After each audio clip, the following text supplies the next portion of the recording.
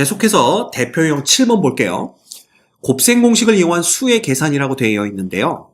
예를 보면 7 플러스 5, 7의 제곱 플러스 5의 제곱, 7의 4제곱 플러스 5의 4제곱, 7의 8승 플러스 5의 8승. 뭔가 규칙성이 보이긴 하는데 곱셈 공식에서 이런 걸 본 적이 없더라 이겁니다. 아, 그렇다면 그냥 계속 두 개씩 곱하는 걸까요? 아니죠. 그래서 이런 경우에는 어떻게 하냐면 맨 앞에다가 7-5를 곱해주는 겁니다. 그러면 어떻게 되냐면 요놈 요렇게 두 개가 합차 공식이 돼서 7의 제곱 빼기 5의 제곱이 돼버려요. 그러면 그 다음에는 요렇게 두 개가 또 합차 공식이 되죠? 그래서 뭐가 돼버리냐면 7의 4제곱 빼기 5의 4제곱이 돼버려요. 그러면 또 어떻게 되는 거야? 요렇게 두 개가 합차 공식이 됩니다. 그럼 이 결과는 또 뭐가 되냐면 7의 8승 빼기 5의 8승이 되고요. 결국 마지막으로 요렇게 두 개가 또 합차 공식이 되는 걸 볼 수가 있어요. 그래서 남는 것은 7의 16승 빼기 5의 16승이 됩니다. 그래서 맨 앞에 7-5 하나만 곱해주면 그 뒤로 계속 연쇄적으로 우리가 합차 공식을 계속 써먹을 수가 있기 때문에 이런 결과를 얻을 수가 있어요. 그럼 얘가 답이냐? 아니죠. 왜? 우리가 여기 값만 구해야 되는데 앞에다가 뜬금없이 7-5, 즉 2를 곱해줬다 이겁니다. 이 값은 그래서 우리가 구하려는 값의 2배가 되는 거예요.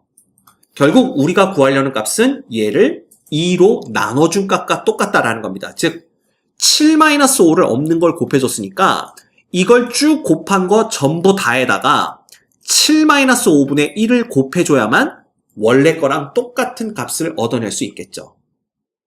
이해되시죠? 그래서 얘는 2분의 1 곱하기 7의 16승 빼기 5의 16승 이렇게 우리가 정리를 할 수가 있게 되는 겁니다. 그래서 이런 스타일의 문제는요. 맨 앞에다가 요거 7 빼기 5를 한번 곱해주고 그 역수를 한번 곱해줘야 된다는 거. 즉 7 빼기 5분의 1까지 곱해줘서 원래 식과 값을 똑같이 맞춰줘야 된다는 거. 그것만 기억하시면 됩니다. 자, 패턴 보이시죠? 요거 유형입니다. 요런 유형은 요런 식으로 접근해야 된다라는 거 기억하셔야 돼요. 그래서 곱셈 공식을 죽어라고 외워서 알고 있다고 이런 문제가 풀리는 건 아니죠? 그래서 이런 문제는 개념은 알고 있지만 유형 파악이 안 돼서 못 푸는 문제들입니다. 그래서 유형을 어떻게 이 문제를 접근해야 풀 수 있는지를 정확히 알고 계셔야 돼요. 됐죠? 얘 봅시다. 얘는 합차 공식이죠? 제곱 빼기 제곱이니까 5 빼기 4에서 1이고요.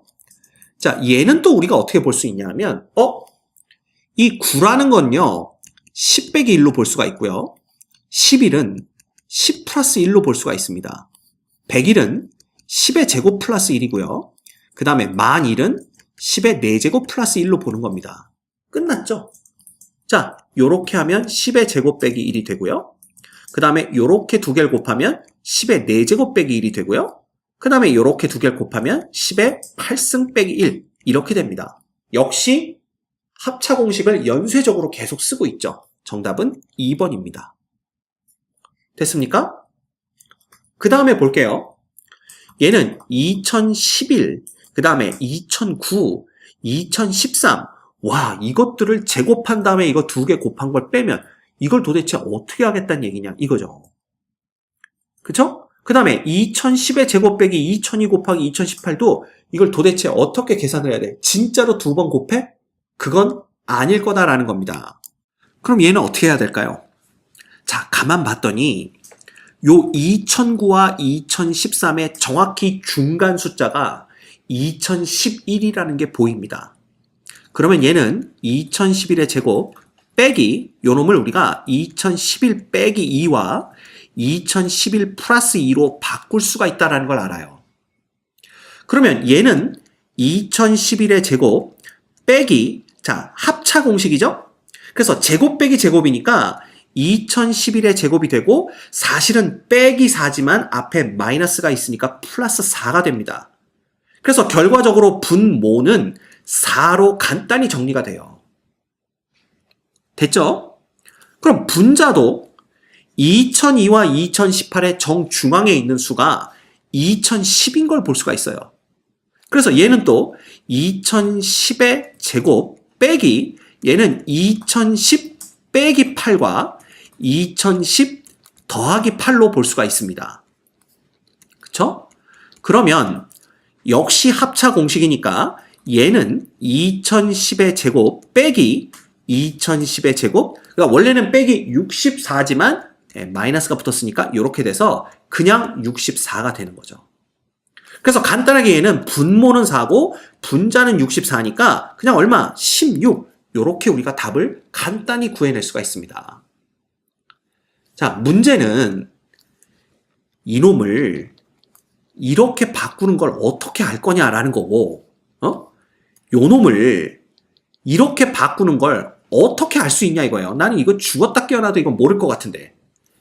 그러면 선생님이 이것도 태어나자마자 이 문제를 보는 순간 알았을까요? 몰랐지. 틀렸지 그래서. 그리고 오답 노트에 넣겠지. 그리고 그 다음부터 이런 문제가 나오면 혹시 얘네들의 정중앙에 있는 게 요놈과 똑같지 않을까 그런 생각을 하기 시작한 겁니다. 결국 이 문제는 한번 풀어본 놈은 쉽게 푸는 거고요. 태어나서 이 문제를 처음 보는 놈은 죽었다 깨어나도 못 푸는, 죽었다 깨어나면 풀 수는 있겠다. 하여튼 풀기가 어려운 그런 문제가 되는 거예요. 중요한 건 많은 문제를 접해보고 그 문제를 왜 틀렸는지 어떻게 접근을 해야 풀 수 있는지를 경험해 보는 겁니다. 이건 소위 말해서 경험치예요. 이게 이제 레벨을 쌓는 거죠. 여러분들 만렙이 되기 위해서는 문제를 많이 풀어보고 접근 방법, 다양한 접근 방법을 다 섭렵하고 있어야 됩니다. 이게 그런 식의 문제인 거예요. 알겠죠? 그래서 곱셈 공식은 특히나 더 그래요. 문제를 많이 풀어본 사람이 어떻게 푸는지를 더 빨리 알아낼 수 있습니다. 그래서 방법은 하나예요. 무지하게 열심히 많이 풀어보는 거. 알겠죠? 대표 유형 8번 보겠습니다. 서로 다른 두 양수 A, B에 대해서 한 변의 길이가 각각 A와 B인 두 개의 정사각형과 가로와 세로의 길이가 각각 A와 B이고 넓이가 4인 직사각형이 있다. 그러면 얘가 넓이가 4란 얘기니까 A, B는 이꼴 4다 라는 걸 알려준 겁니다. 두 정사각형의 넓이의 합이 가로와 세로의 길이가 각각 A, B인 직사각형의 넓이의 5배와 같을 때, 즉 A제곱 플러스 4B제곱이 요 넓이의 5배니까 20과 같을 때 이런 얘기가 되겠죠. 한 변의 길이가 A 플러스 2B인 정사각형의 넓이, 즉 요렇게 문제가 주어졌을 때 A 플러스 2B의 제곱은 얼마가 되겠느냐 이거 묻는 겁니다. 너무 쉽죠? 결국 이런 문제들은 주저리 말로 설명된 이러한 상황을 식으로 표현해서 구하라는 놈을 구하기만 하면 됩니다. 결국 얘는요 A제곱 플러스 얼마입니까? 얘가 4AB 플러스 4B제곱이 되는 거니까 자 A제곱 플러스 4B제곱은 20인 거 알고 있고요. 그 다음에 AB가 4니까 4AB는 16이네요. 얼마예요? 36이라는 걸 금방 알아내실 수 있습니다. 그죠? 그래서 만약에 문제가 얘이고 얘일 때 얘를 구하여라 라고 나왔다면 문제를 푸는 사람이 이렇게 문제가 나오면 문제를 못 풀었다. 네, 그 사람은 언어 영역을 공부하셔야 됩니다. 알겠죠? 자, 그 다음 그림과 같이 A, B는 A고요. B, C가 B인 직사각형 A, B, C, D가 있습니다. 세 직사각형 A, B, F, E 요 놈이죠. 요 놈 A, B, F, E 그 다음에 G, F, C, H 그 다음 I, J, H, D가 모두 정사각형일 때 사각형 E, G, J, I 여기 색깔 칠해진 요 사각형의 넓이를 A, B로 나타내어라 이런 문제네요. 그러면 볼까? 얘가 정사각형이라고 그랬으니까 요 놈이 A가 되는 겁니다. 그러면 요 길이는 당연히 B-A가 되는 거고요. 얘도 정사각형이니까 요 놈도 B-A가 되겠죠. 그러면 요 놈은 얼마일까요? A에서 B-A를 뺀 거니까 이놈은 2A-B랑 똑같습니다. 그래서 여기가 2A-B 이렇게 되는 거야. 그럼 이제 요 길이만 알아내면 이 사각형 EGJI의 넓이를 구할 수가 있겠죠. 근데 요 길이는 이게 b-a고요. 요 놈도 정사각형이니까 여기도 2a-b가 됩니다. 즉, 이 i의 길이라는 놈은 이렇게 한번 표현해 볼까요? b-a에서 이거 전부 다 해서 요 놈을 빼는 거죠. 즉, 2a-b를 빼는 겁니다. 그러면 얘는 뭐가 되냐면 2b-3a다 라는 걸 우리가 알 수가 있는 거예요. 그렇죠? 그러면 이 조건이 왜 나왔는지를 우리가 알 수가 있습니다. 2분의 3a보다 b가 더 크다는 얘기는 결국 3a보다 2b가 더 크다는 얘기니까 이게 양수인 걸 알려주는 거고요. b보다 2a가 더 크다 그랬으니까 얘가 양수입니다. 즉, 이 변의 길이들이 전부 양수인 걸 알려주는 거야. 결과적으로 EGJI의 넓이는 요 밑변의 길이가 2b 빼기 3a가 되는 거고요. 높이는 요 높이랑 똑같을 거 아니에요. 2a-b. 그래서 2a-b 이렇게 되는 거니까 얘는 그냥 전개해주면 됩니다. 그쵸? 네, 전개해주면 4ab 빼기 2b의 제곱 그 다음에 얼마가 됩니까? 빼기 6a 제곱 플러스 3ab 이렇게 되는데 요거 두 개 합치면 그냥 7ab가 되는 거잖아요. 그래서 마이너스 6a 제곱 플러스 7ab 마이너스 2b 제곱 요 놈이 답이 되겠네요. 정답은 1번 이렇게 됩니다. 아니면 그냥 이 상태에서 우리가 요 변의 길이를 구하지 말고요. a, b에서 누구 빼고 a 제곱 빼고 b 마이너스 a 제곱 빼고 그 다음에 2a 마이너스 b 제곱을 뺀다. 이렇게 보셔도 됩니다. 오케이? 예, 그렇게 해도 답은 똑같이 나오는 걸 볼 수가 있죠. 됐죠? 어렵지 않습니다. 그 다음 한 모서리의 길이가 x-1인 정육면체의 부피를 a, 한 모서리의 길이가 x 플러스 1인 정육면체의 부피를 b라고 할 때 두 부피의 합 a 플러스 b를 간단히 하면 그럼 정육면체니까 부피는 그냥 이놈의 세제곱 그 다음에 이놈의 세제곱 이렇게 되는 거 아닌가요? 됐죠? 그러면 우리가 이걸 전부 다 제곱해서 계산할 수도 있지만 얘를 a라고 보고 얘를 b라고 보면 결국 a세제곱 플러스 b세제곱 계산하라는 얘기 아닙니까? 그럼 얘는 a 플러스 b의 세제곱에서 마이너스 3ab의 a 플러스 b 요거를 이렇게 계산해서 한번 풀어보자라는 거죠. 그러면 a하고 b를 더해봤자 2x니까 얘는 2x의 세제곱이 되는 거고요. 그 다음에 3배의 a, b는 합차 공식이니까 x제곱 빼기 1이 되고 그 다음 2x 이렇게 보시면 됩니다. 그러면 얘는 8x의 세제곱에 빼기 6x의 세제곱 플러스 6x가 되는 걸 볼 수가 있겠네요. 결국 얘는 2x의 세제곱 플러스 6x 요렇게 우리가 정리를 할 수가 있습니다. 오케이? 몇 번에 있어? 1번에 있네요. 그래서 얘를 그냥 얘 전개하고 얘 전개한 다음에 둘을 더해줘도 답은 나오고요. 아니면 이렇게 치환해서 이런 식으로 이용해서 문제를 풀어주셔도 됩니다. 자, 다음 문제 볼까요?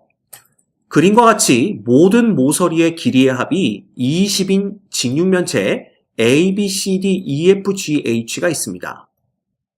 그러면 우리가 요 놈을 A라고 두고 요 길이를 B라고 두고 요 길이를 C라고 둔다면 모서리의 길이의 합 그랬으니까 A라는 모서리고 하나, 둘, 셋, 네 개 있죠? B와 길이가 똑같은 모서리도 하나, 둘, 셋, 네 개가 있고요. C도 마찬가지입니다. 즉 A 플러스 B 플러스 C의 4배가 이꼴 20이란 얘기니까 A 플러스 B 플러스 C는 5 이렇게 우리가 볼 수가 있습니다. 그 다음에 AG가 루트 13이란 얘기는요. 요거 재밌습니다. 요 놈을 먼저 누굴 계산하냐면 EG를 계산하는 거죠. EG가 피타고라스 정리를 쓰면 A제곱 플러스 B제곱의 루트가 됩니다. 그렇지? 그리고 요 길이를 우리가 지금 뭐라고 놓은 거야? C라고 놨는데 요게 직각되는 거 보이시죠? 따라서 요 길이 AG라는 것은 어떻게 쓸 수가 있냐면 요놈의 제곱, 즉 A제곱 플러스 B제곱 플러스 이놈의 제곱 플러스 C제곱이 누구의 제곱이야? AG의 제곱, 즉 13과 똑같다를 알려주고 있는 겁니다. 그래서 조건은 요놈과 요놈 두 개인 거죠. 그래서 요렇게 두 개가 주어졌을 때 누구를 구하라는 얘기일까요? 건널비 구하라는 얘기입니다.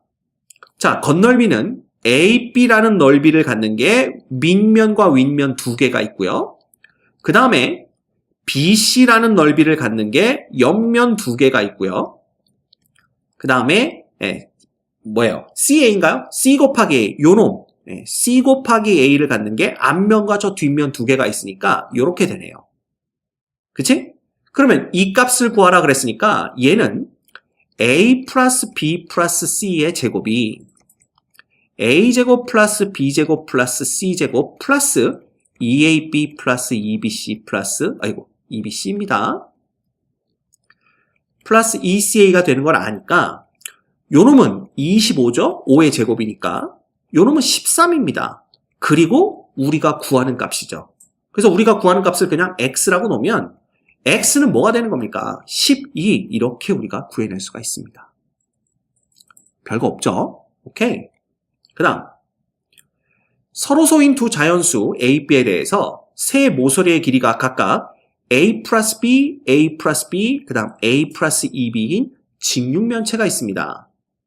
이 직육면체를 그림과 같이 각 모서리의 길이가 A 또는 B가 되도록 12개의 작은 직육면체로 나누었을 때 이 얘기가 되겠네요. 그죠? 그랬을 때 부피가 150인 직육면체는 5개이다. 이렇게 얘기를 하고 있습니다. 이때 A 플러스 2B의 값을 구하여라. 이게 문제네요. 이 문제를 풀기 위해서는 먼저 얘네들을 어떻게 나눴는지를 잘 봐야 되는데요. 각 모서리의 길이가 A 또는 B가 되어야만 되기 때문에 요 나뉘어진 12개가 예를 들면 얘는요. 여기가 B고 여기가 A다. 이렇게 나눌 수밖에 없어요. 왜냐하면 A 플러스 B는 A 아니면 B로만 나눠줘야 되니까. 그지?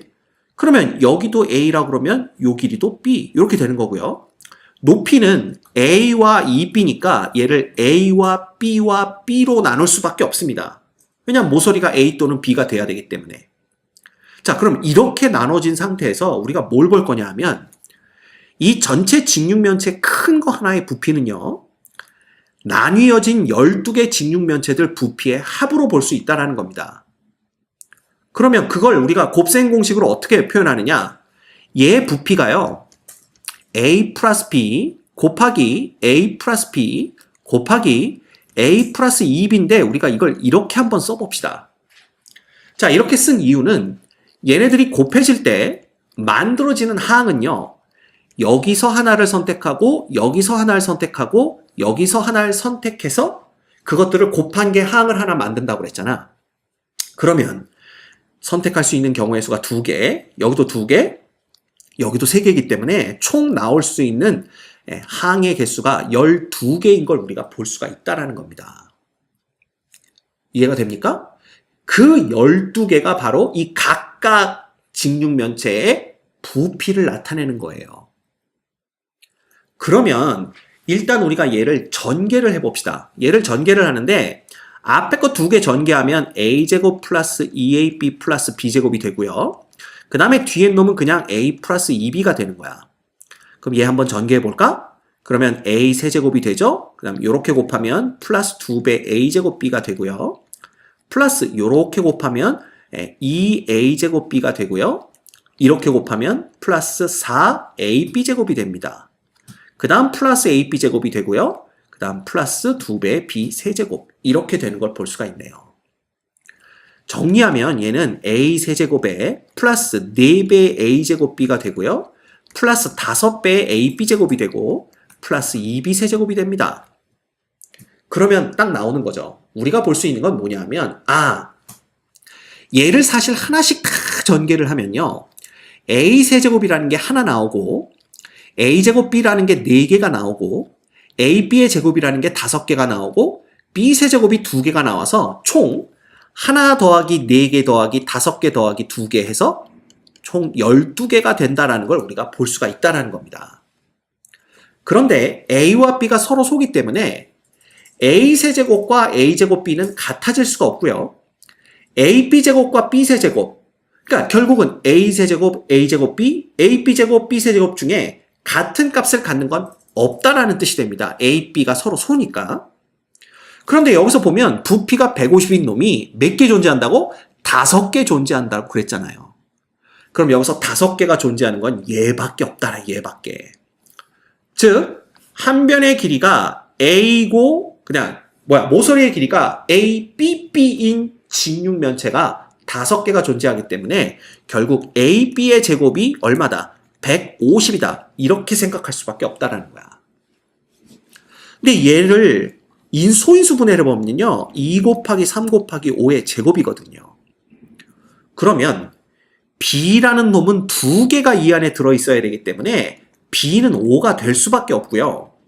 a는 나머지가 돼야 되니까 6이고요. 이렇게 되면 a, b가 서로 소니까 조건을 정확하게 만족하는 걸 볼 수가 있습니다. 자, 따라서 문제에서는 a 플러스 2b의 값을 구하라고 그랬으니까 얘는 6 플러스 2 곱하기 5에서 10이 되고요. 네, 정답은 16이 되는 걸 볼 수가 있습니다. 됐죠? 그래서 이런 식으로 우리가 응용을 해서 문제를 풀 수 있다는 것도 알고 계셔야 됩니다. 오케이?